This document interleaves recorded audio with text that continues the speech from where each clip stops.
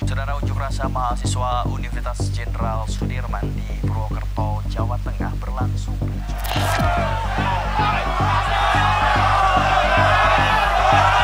Mahasiswa Universitas Sumatera Utara, USU Medan, berunjuk rasa menolak kenaikan uang kuliah. Kita resahkan UKT di Unsut ini naik melambung sangat jauh tinggi, naik bisa 300-500%. Tiap tahun, biaya kuliah terus mengalami kenaikan. Data dari Kompas menyebutkan bahwa di tahun 2013, mahasiswa butuh 85 juta rupiah buat menyelesaikan kuliahnya. Lalu, di tahun 2022, biaya kuliah naik menjadi sekitar 150 juta atau mengalami lonjakan sebesar 76%. Ini kenaikan yang luar biasa, teman-teman. Bandingkan dengan kenaikan upah masyarakat dari tahun 2003 sampai 2023 yang cuma naik dari 415.000 ke 2,92 juta, alias cuma naik 2,5 jutaan aja. Makanya gak heran, banyak banget mahasiswa yang gak bisa kuliah akibat orang tuanya gak mampu ngebiayain mereka. Nah, di tahun 2023, angka partisipasi kasar pendidikan Indonesia hanya 31,45%. Kita ketinggalan jauh banget dari Malaysia, Thailand, dan Singapura. Tapi di sisi lain, pemerintah kita nargetin angka partisipasi kasar pendidikan tinggi sebesar 60% di tahun Indonesia Emas, yaitu 2045. Pertanyaannya, dengan kondisi sekarang, apakah target tersebut mungkin? Apakah kita semua mampu berkuliah di masa depan? Nah, buat kalian semua, apalagi yang baru punya anak atau baru menikah, coba simak video ini sampai habis, karena besar kemungkinan kalian gak akan mampu membiayai kuliah anak kalian kelak. Halo semuanya, aku Jerome Pauline dan selamat datang di Bermatematika.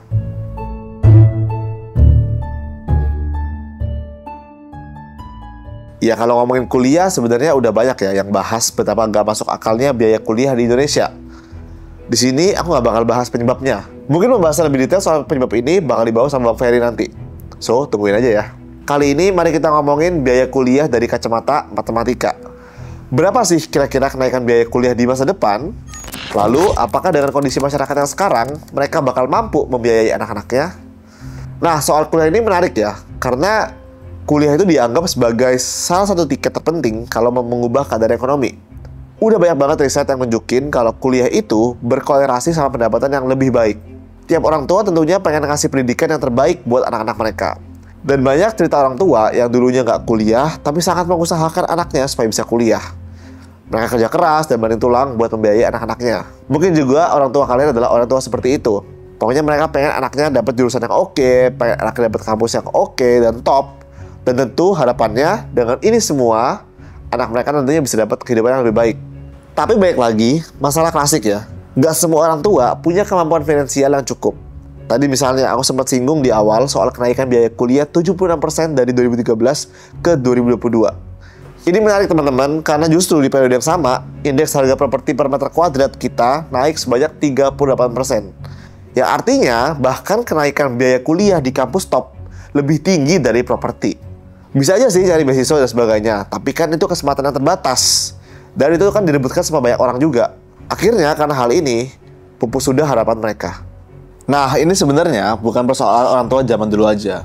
Sekarang nih, kalian para Gen Z, kalau bentar lagi nikah atau udah punya anak dan berharap anak kalian nanti bisa kuliah, kayaknya aku ada kabar buruk buat kalian. Kemungkinan besar kalian gak akan bisa nguliahin anak kalian di masa depan. Aku mau mulai sama rata-rata gaji masyarakat Indonesia tahun 2024 yang besarannya itu 3 juta rupiah per bulan. Kita asumsiin kalian baru punya anak di 2024 nih. Yang mana ada waktu sekitar 18 tahun sebelum nanti anak kalian kuliah. Itu berarti di tahun 2042. Oke, kalau merujuk data Kompas dari jurusan prestisius dan kampus top di Indonesia, mahasiswa angkatan 2022 itu rata-rata butuh 150 juta buat menyelesaikan kuliahnya. Lalu dengan menghitung inflasi 6,03%, berapa sih kira-kira biaya kuliah di tahun 2042? Kita bakal pakai rumus future value atau FV.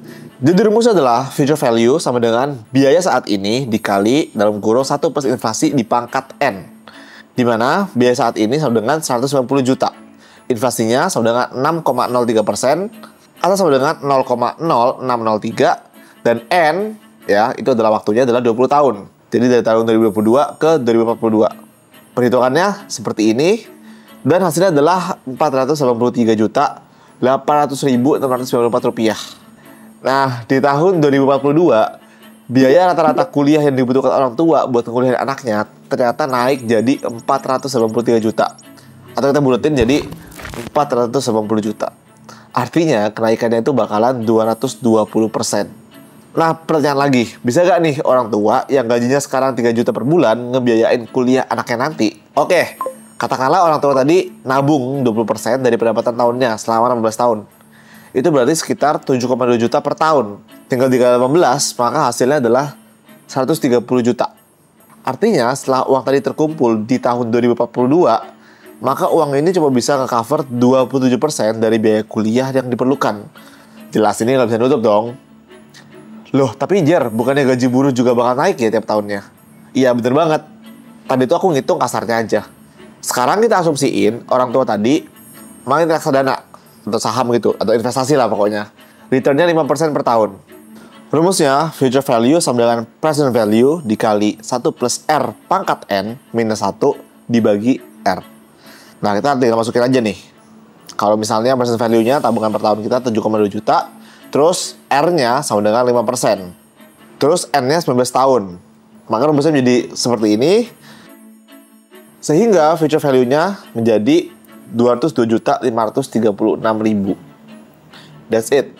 Uang hasil tabungan kita, kalau return per tahunnya itu 5%, bahkan nggak nyampe 50% kebutuhan biaya kuliah di masa depan. Kesimpulannya, secara matematika, dengan keadaan yang sekarang, sulit banget buat masyarakat Indonesia mengakses pendidikan tinggi. Bukan cuma sekarang aja sih, tapi juga di masa depan. Bahkan lebih sulit kalau misalnya nggak ada kebijakan atau misalnya nggak ada kenaikan gaji. Kenaikan upah rata-rata pekerja yang cuma 4-6% per tahun terlampau sulit buat mengimbangi kenaikan biaya kuliah. Ya jelas, ini jadi sinyal buruk buat kita semua. Harus ada intervensi menyeluruh buat mengatasi persoalan ini. Dan aku bilang ke Gen Z yang nonton video ini, kalau anak kalian nantinya nggak bisa kuliah, itu bukanlah salah kalian. Ini juga bukan karena kalian keseringan nongkrong, rebahan, minum kopi, party, atau yang lain-lain. Tapi ini terjadi karena kebijakan yang nggak berpihak pada kalian. Tapi kalau dari aku, sebisa mungkin kalian improve diri kalian banyakin skill-skill kalian supaya kalian bisa meningkatkan pendapatan kalian. Dan kalau pendapatan kalian meningkat, maka kalian bisa nabung lebih banyak. Dan hopefully di tahun 2042, jumlah tabungan kalian atau mungkin gaji bulanan kalian bisa mencukupi untuk kalian memberikan pendidikan yang layak untuk anak-anak kita. Sekian video kali ini, aku Jerome Pauline, dan sampai jumpa di segmen bermatematika berikutnya. Bye!